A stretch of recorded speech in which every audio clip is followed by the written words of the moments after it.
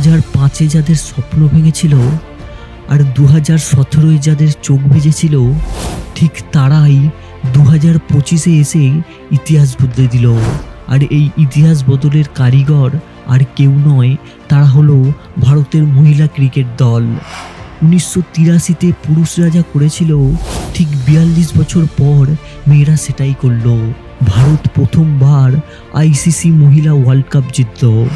মুম্বাইয়ের ডিওয়াই প্যাটেল স্টেডিয়ামে south Africa টসে জিতে বল করার সিদ্ধান্ত নেয়, কিন্তু শেফালি বর্মার 87, স্মৃতি মান্দানার 45 এবং দীপ্তি শর্মার 58 রানের সুবাদে ভারত 50 ওভারে 298 রান তোলে।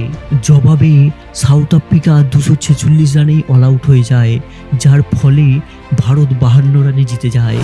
কিন্তু এখানে বলতেই হয় দীপ্তি শর্মার কথা। 1 ওভারে 2টি উইকেট আর 50 রান, সত্যি অসাধারণ।